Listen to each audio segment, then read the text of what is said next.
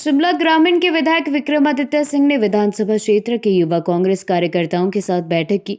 विक्रमादित्य सिंह ने कहा कि बीते 4.5 साल में कांग्रेस पार्टी ने लगातार काम किया है। कांग्रेसी कार्यकर्ता फ्रंट फुट पर आकर बैटिंग कर रही हैं। कांग्रेस पार्टी 4 महीने बाद सत्ता में वापसी करने जा रही है। विक्रमादित्य सिंह ने कहा कि शिमला ग्रामीण विधानसभा क्षेत्र के साथ प्रदेश भर के युवाओं का विश्वास कांग्रेस पार्टी पर है। बैठक के बाद विधायक ने कैबिनेट मंत्री सुरेश भारद्वाज पर भी जमकर हमला साधा। उन्होंने कहा कि सुरेश भारद्वाज को यह मालूम नहीं होता कि कहां आचार संहिता लगी है और कहां नहीं। उन्होंने कहा कि सुरेश भारद्वाज जहां जाते हैं वहां पार्टी की जमानत जब्त हो जाती है। उन्होंने कहा कि इससे पहले वे उपचुनाव में जुब्बल कोटखाई के पर्यवेक्षक थे, वहां भी भारतीय जनता पार्टी की जमानत जब्त हो गई। उन्होंने कहा कि इन दिनों रामपुर के झाकड़ी वार्ड में चुनाव चल रहे हैं। सुरेश भारद्वाज जाकर वहां भी पर्यवेक्षक बने और वहां भी भारतीय जनता पार्टी की जमानत जब्त हो जाएगी। विक्रमादित्य सिंह ने कहा कि भारतीय जनता पार्टी की सरकार जाने वाली है और अब कैबिनेट मंत्री सुरेश भारद्वाज को भी राजनीति से संन्यास लेने की तैयारी कर लेनी चाहिए।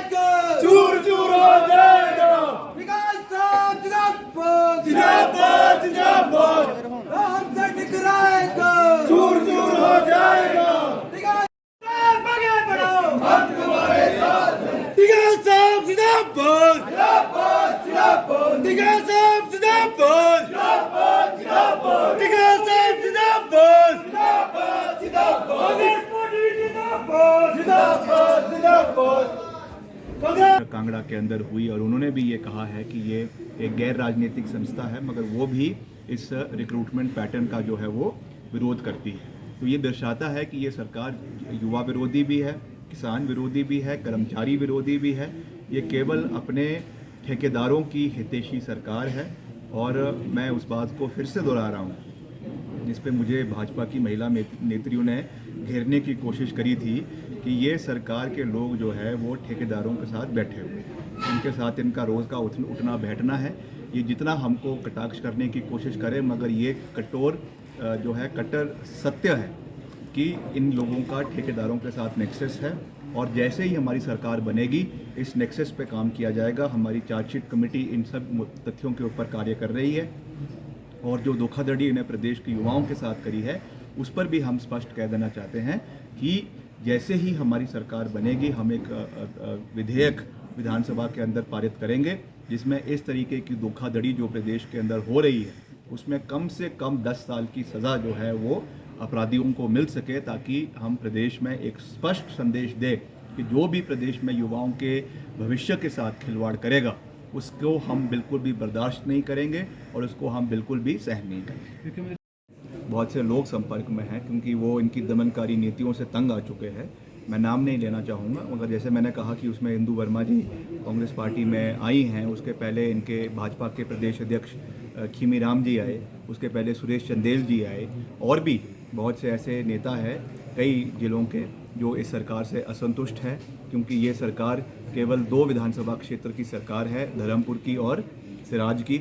इसलिए बहुत से इनके मंत्री, बहुत से इनके पूर्व मंत्री, बहुत से इनके विधायक, पूर्व विधायक की सरकार से असंतुष्ट है और जानते हैं कि अगर वो जयराम जी के नेतृत्व में चुनाव लड़ेंगे तो उनका सुपड़ा साफ होना तय है। इसलिए वो हमारे संपर्क में है, कांग्रेस पार्टी के संपर्क में है और समय रहते हुए उनका जो है पार्टी के अंदर स्वागत किया जाएगा। मगर मैं ये बात भी साफ कर देना चाहता हूँ कि शुक्ला जी ने भी ये बात कही है, हमारे इंचार्ज ने, कि सब नेताओं को जो है वो बिना किसी कंडीशन के लिया जाएगा। ऐसा नहीं है कि अगर उनको हम पार्टी में ले रहे हैं तो सीधे तौर पे उन्हीं को टिकट दिया जाना है। हमारे हर क्षेत्र में कर्मठ कार्यकर्ता है, कर्मठ नेता हैं जो बड़े समय से पार्टी को सींचने का काम कर रहे हैं। उनके लेवल पर या उनको नज़रअंदाज करके जो है टिकट देने का कार्य नहीं करेंगे। हाँ, ज़रूर है कि जहाँ पे सर्वे के हिसाब से जो नाम आगे आएगा उसको प्राथमिकता जो है वो केंद्रीय नेतृत्व द्वारा और प्रदेश अध्यक्ष द्वारा और नेता प्रतिपक्ष द्वारा दिया जाएगा। और सभी युवा खिलाड़ी यहाँ पर है, मेरा तो इनसे यही आह्वान है कि इन्होंने फ्रंट फुट पे बैटिंग करनी है। सबने जो है चौके और छक्के मारने हैं, क्योंकि हमने काम किया है। हमने पिछले 4.5 साल में, 4.25 साल में शिमला ग्रामीण में विपक्ष में रहते हुए भी विकास में कोई कमी नहीं आने दी। 90 करोड़ रुपए के विकास कार्य हमने शिमला ग्रामीण के अंदर विधायक प्राथमिकता से, विधायक निधि से, अलग अलग माध्यमों से, सरकार का भी उसमें समर्थन प्राप्त करवाया है। और मैं ये नहीं कहूँगा कि सरकार का पूरे तरीके से समर्थन मिला है। अगर समर्थन मिलता कम से कम 400-500 करोड़ रुपए के विकास कार्य हम शिमला ग्रामीण में करवा सकते थे, मगर तब भी थोड़ा बहुत समर्थन सरकार से भी मिला है और मिलकर हमने कार्य किया है। अब आगामी विधानसभा के चुनाव है और वैसे भी अब पूरे प्रदेश में जो है लहर कांग्रेस पार्टी के प्रति है। ये इसमें कोई छिपी बात नहीं है। जिस तरीके से जो आवाम कांग्रेस पार्टी की जनसभाओं में निकल कर आ रहा है, चाहे पार्टी अध्यक्ष श्रीमती प्रतिभा सिंह, चाहे नेता प्रतिपक्ष, चाहे अन्य कांग्रेस नेता, सब जो है वो मजबूती के साथ आगे बढ़ रहे हैं।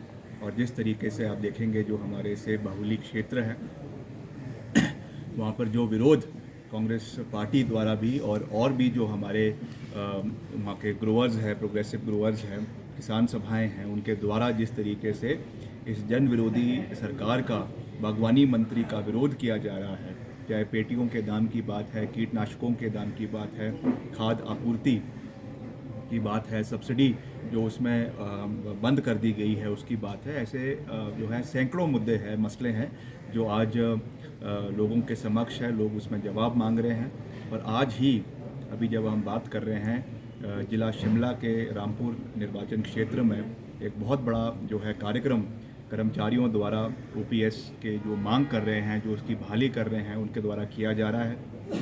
आगामी विधानसभा आप इनका डर देख सकते हैं, सरकार का डर देख सकते हैं कि मात्र 3 या 4 दिन का जो है विधानसभा का सत्र इन्होंने इस बारी घोषित किया है, क्योंकि इनको पता है कि जितना लंबा सत्र होगा उतना इस सरकार को घेरा जाएगा।